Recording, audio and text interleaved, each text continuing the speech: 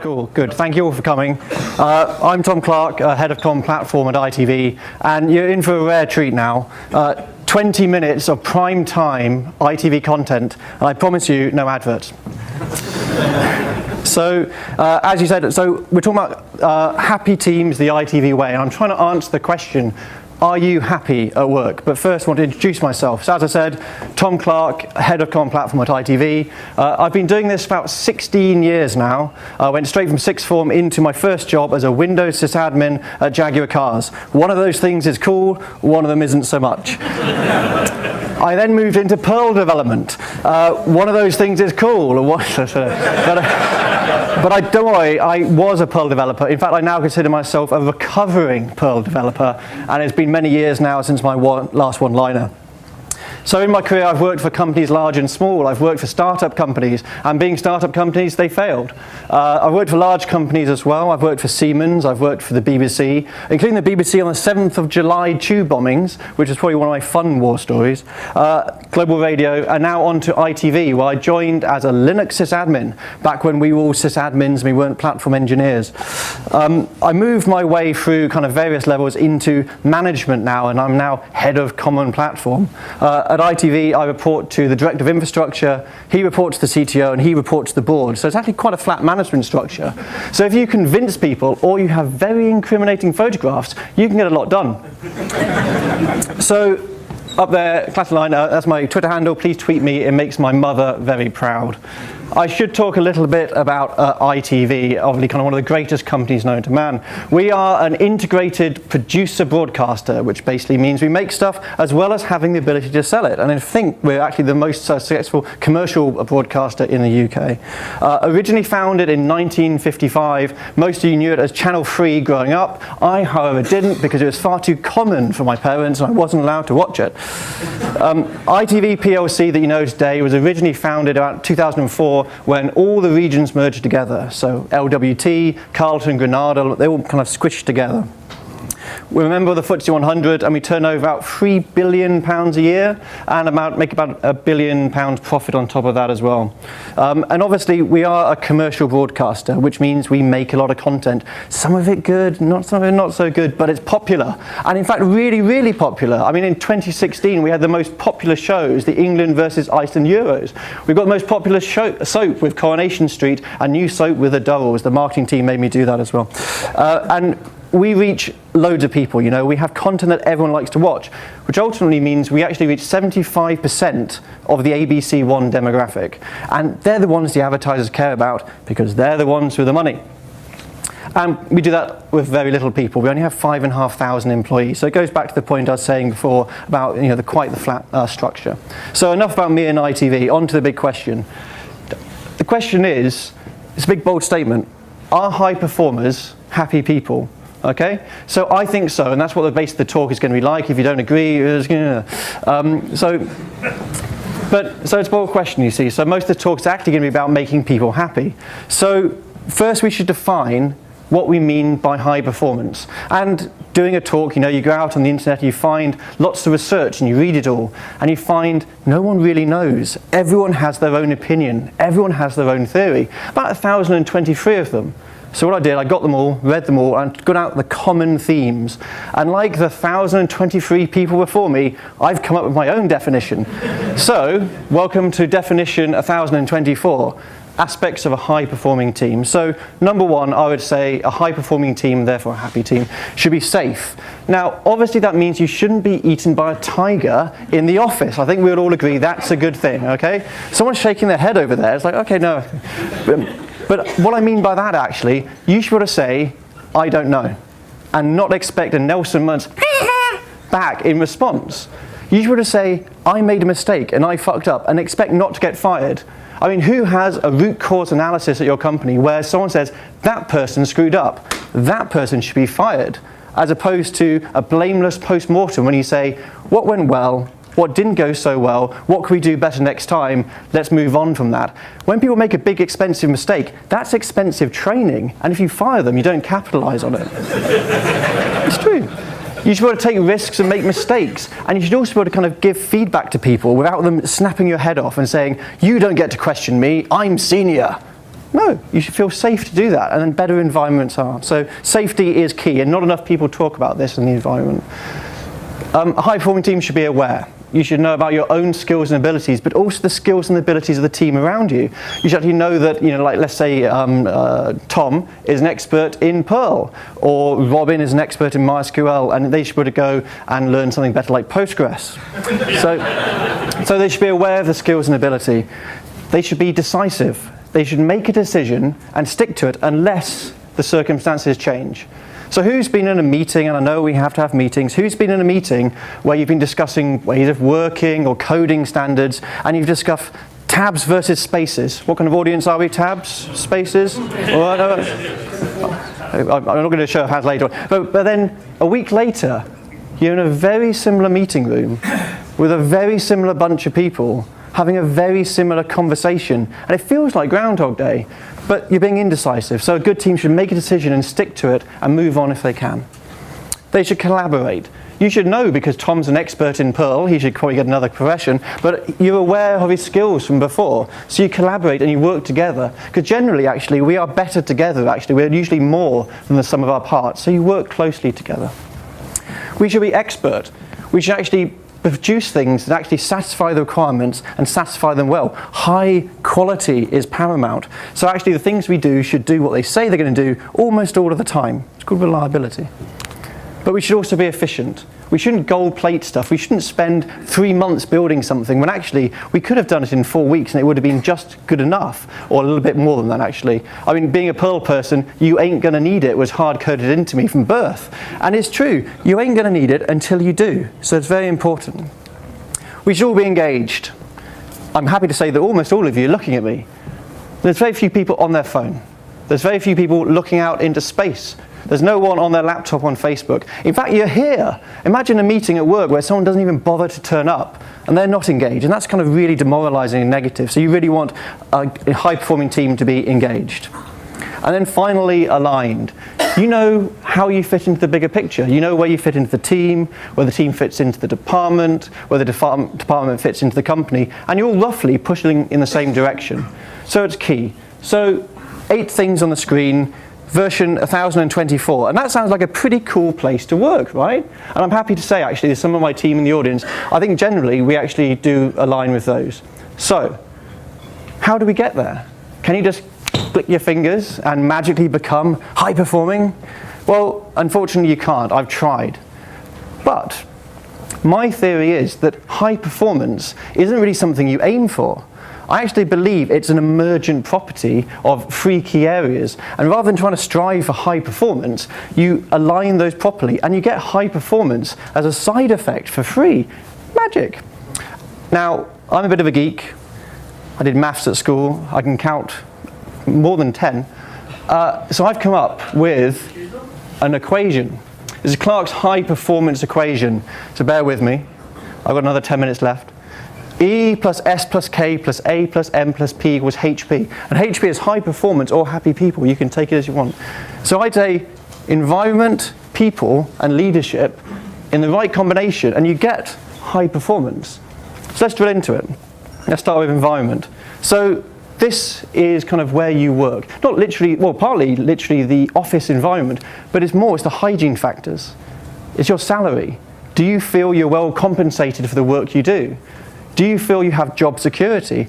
Don't know about you, but I find it difficult to concentrate when I feel I may get sacked at the end of the month. It is your office space, you know. Are you next to the sales team? Are they on their phone all the time making a big sale and ringing a bell? I don't know about you, but I find it quite a difficult environment to work in. It's difficult to get into the zone, into the flow. So do you have a space where you can retire into? Like, we're all deep workers, we're all knowledge workers. We want to put our heads down into the code. So does your office space encourage that? Do you get massages? Do you get free lunches? Some places do, some places don't. Your laptop, does it take half an hour to boot up in the morning? Do you have to install some patches? Does it break all the time? Does the internet go down every half hour? All of these kind of things are part of your environment, and it is critical for you to be able to do your work. It's a little bit more than that as well. It's the opportunity to be able to do things that don't necessarily directly help the bottom line. A hack day. Does that really help the quarterly results? Do the bigwigs sign it off? Because actually, you could be burning story points in that time and doing work, little human. But that kind of thing actually forms part of your environment, and it's a key part of the kind of the trifecta. So, environment. Moving on to people, S and K. Any guesses what S and K may stand for? One of my team over here could probably cheat. So these are the hiring criteria for my team at ITV. They're the only two musts that I look for in the people I hire. Anything else is a bonus. So we have smart and we have kind. Anything else, thanks. Anything else is a bonus. So I say smart is the ability to adapt to change. We all work in technology. Technology moves pretty quickly, and if you're smart, you can keep up. And it means that when we hire people at ITV, if you know Puppet or Chef, if you're smart, it doesn't really matter which you know because we can teach you, and it's really, really key. Don't just go for this laundry list of tick boxes. So smart. And then kind, the ability to fit into the team. Essentially, don't be a dick. Don't hire brilliant jerks. The calculus may make sense in the short term, but actually long term, you lose people that way. People don't like working with brilliant jerks. Don't make room for them. And it is really important actually to not mistake kindness for weakness, because sometimes saying to someone, this needs to change, is actually the kinder thing to do. So smart and kind. And we're going to play a little game now. We're going to play Guess the Emoji. And this is new on ITV this summer. It's going to be really popular. So we have 4 quadrants. Down this axis here, you have smartness, kindness. We're going to start on the bottom left. So imagine someone who is not at all smart and not at all kind. They're not a nice person to work with, and they're stupid. Any idea? Any idea? Is there a Trump emoji? There should be. So, poo emoji. They're literally shit. You don't want to work with that person, so don't. Simple, quite easy. So now we're going to move it along up this axis now. So we're going to move up the kindness axis, but they're very, very kind.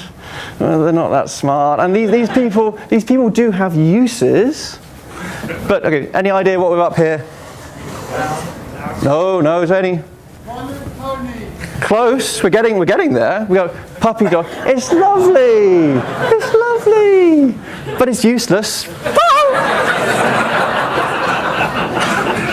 So now we're going to move along this way. We're going to move along this way on the smartness side. Very, very smart, but not at all kind. And we work in tech. Lots of us historically were that person. But actually that is the brilliant jerk. That is the person people don't want to work with. That's the person who'll do that Nelson Muntz laugh at you because you don't know something they know. They'll be like this with their knowledge, kind of keeping it all close to them rather than sharing it around. Don't work with robots. Now moving up here. Now smartness and kindness are distributed on a Gaussian distribution, so basically it's a bell curve. And all the way to the right is rare. And probability theory says you multiply a rare thing by a rare thing, you get a very rare thing. You could even say it's some kind of mythical creature that is so rare. Any idea? It's a unicorn. We should all be more unicorn, okay? Team unicorn. And I found out the other day, actually, doing this research, apparently it's a blessing of unicorns is the collective noun, so there we go. So it's important to look for these unicorns and don't satisfy yourself with bums on seats, because bums on seats is going to be somewhere around here, because it's easy. As a manager, your most important job is to build the team. And if you cop out of that, you probably shouldn't be doing it. It took me 2.5 years to hire all the brilliant engineers that make up my team now, but they're all up in this quadrant, different shapes and sizes, different lengths of horn, no jokes, but it's worth it. So be more unicorn. And now on to the leadership aspect, and this is what you do. So you've got this great environment, you've got massages, you've got free lunches, you've got your laundry all done for you, it's amazing. You've hired all these smart and kind unicorns, you're wondering how the hell you managed to do that. But then what do you do with them? How do you actually lead them? How do you make them brilliant and help them become brilliant? So there's a guy called Dan Pink. There's a bit of a massive clue for this, but there's a guy called Dan Pink you may have heard of, and he talks about a theory of motivation. Talk about kind of giving people free things, they'll be motivated. Any clue what these three may be? Autonomy. Yeah. Mastery. Yeah. There we go. Autonomy, mastery and purpose. And Dan Pink says you give people these three things in the right balance and you kind of get motivation. So autonomy, the freedom to make your own decisions. I'm a manager. I shouldn't be letting you do that. I should be telling you what to do. I should be asking you to check in with me in every decision you want to make. Actually correcting all your homework because it's not quite the way. No, the opposite. You've hired these smart and kind people. Let them do smart and kind things. Don't actually micromanage them. It's crazy. You want to earn trust by giving trust. Say, what would you do? And then as long as it's not going to kill everyone, I mean, you're probably okay. I mean, don't give them a set of directions, right? Give them a map and a compass and a destination, and they'll get there themselves, and they'll feel happier for it, and they'll probably find a better route. And also, if they come into some roadworks or some snow on the way there that your set of list of directions couldn't have predicted, they're able to get around it. So it's very, very important to kind of give your people, your lovely unicorns, autonomy. Mastery. The opportunity to become brilliant at something through training and practice. So this is literally about training, and it's also about conferences, but it's also about development. And it's kind of like a kind of a swear word at some companies, but personal development, professional development, career development, these are things. So I ask my team, where do you want to go? What do you want to know? Where do you want to be with your career? And then I take that information and I make sure I do everything I can to help them grow and become that person. So you do that through assigning work correctly. So you say, here's some work, and you don't give them something super easy, because we like to be challenged, you know, we're all smart people, apparently, and we want to be really tested with our work. So don't give them really, really easy stuff. But then don't give them really, really hard stuff either, because they'll burn themselves out trying to figure it out, and they'll feel silly and frustrated, and they may think they're stupid, which they rarely are. You want to give them Goldilocks tasks, something that's just hard enough, something that stretches them, stuff that makes them think. Maybe they learn a new skill, maybe they make a new contact, but ultimately, at the end of the day, you get your work done and they develop as an individual, so it's not a zero-sum game. You can both develop and grow because of it. So finally, on to what Dan Pink calls the most important one, and I would agree, purpose. The belief that what we do actually matters. Now, I work for ITV. We're the purveyors of some of the finest content known to man. And with the might of Love Island and Jeremy Kyle and kind of Tipping Point and Guess the Emoji behind me, you'd think it'd be easy for me to motivate my team and say, here's why. But Love Island's never saved a life, you know, we're not out there saving lives. But we are doing the next best thing, which is entertaining them. Like literally millions and millions of people watch our content every single night, poor people. But it's like, but that's what I take away, you know, we are helping to entertain the entire country. And even if you're in the content delivery team, the broadcast scheduling team, the airtime sales team, the online team, all of them, they actually have a part to play in that equation. And so that's what gets me out of bed. And I try to kind of relate that to my team as well. So ask yourself, if you're a manager or if you work in a company, like, what's your purpose? A bit deep. It's a bit like, it's a bit of an aside. It's like when you go onto one of those self-checkout machines, it says, do you wish to continue? And you're like, whoa. Wasn't expecting that in Tesco's. So to recap, environment, massages, free lunches, smart and kind, unicorns, you've got it. And then autonomy, mastery and purpose, motivation. And you get high performance, which I think gives you happy people. Thank you.